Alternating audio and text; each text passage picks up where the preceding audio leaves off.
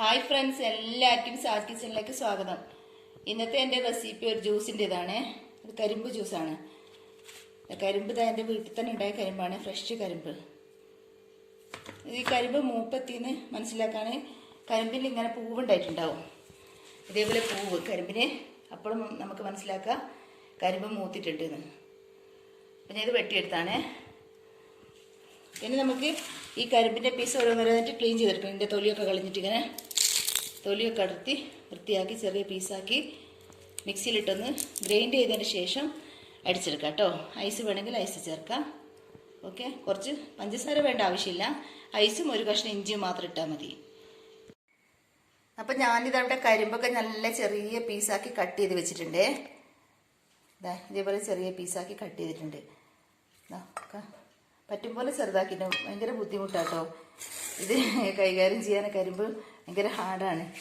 തൊലിയൊക്കെ എടുത്ത് കട്ട് ചെയ്തെടുക്കാൻ ഭയങ്കര ബുദ്ധിമുട്ടാണ്. ഇനി ഇതൊരു മിക്സിയുടെ ജാറിലേക്ക് ഇട്ട് കൊടുക്കുക, ചെറിയ ജാറിലേക്ക്. എന്നിട്ട് നമുക്ക് ഗ്രൈൻഡ് ചെയ്തെടുക്കണം ഫസ്റ്റ്.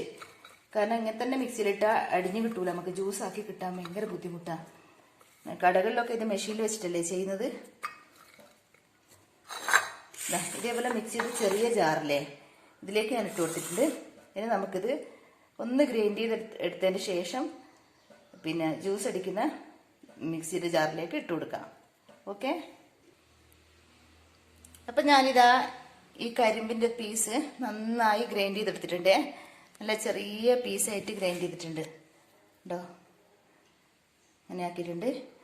ഇനി ഇതിൻ്റെ കൂടെ ഒരു ചെറിയ പീസ് ഇഞ്ചി, പിന്നെ ഇതാ ഒരു 5-6 ഐസ് ക്യൂബ്, പിന്നെ ഒരു ഗ്ലാസ് വെള്ളവും ചേർത്ത് നമുക്ക് മിക്സിയിൽ അടിച്ചെടുക്കാം കേട്ടോ.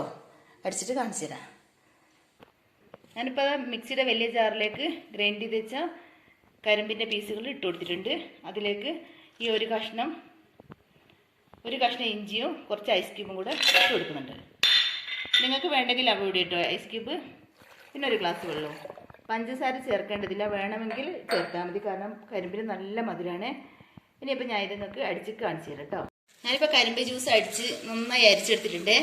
പക്ഷേ മധുരം കുറവാണ്. ഇവിടുത്തെ കരിമ്പിന് മധുരം കുറവാണ്. അപ്പം ഞാൻ മധുരം ഇട്ട് കൊടുക്കാതെ. തീരെ മധുരമില്ല. 2 കയ്യിൽ പഞ്ചസാര ഇട്ട് കൊടുക്കുന്നുണ്ട്. അപ്പോൾ നമ്മൾ ഈസി ആൻഡ് ഹെൽത്തി കരിമ്പ് ജ്യൂസ് ഇവിടെ റെഡി ആയിട്ടുണ്ട്. അടിപൊളി ടേസ്റ്റ് ആട്ടോ, ഇഞ്ചിയും ഐസൊക്കെ ഇട്ടുകൊണ്ട്. അപ്പോൾ എല്ലാവരും ഇതേപോലെ ഉണ്ടാക്കി നോക്കണം. എന്നിട്ട് എൻ്റെ വീഡിയോ ഇഷ്ടമാണെങ്കിൽ ലൈക്ക് ചെയ്യുക, ഷെയർ ചെയ്യുക, കമൻറ്റ് ചെയ്യുക. സബ്സ്ക്രൈബ് ചെയ്യാത്തവരുണ്ടെങ്കിൽ സബ്സ്ക്രൈബ് ചെയ്യാം. Okay, thank you.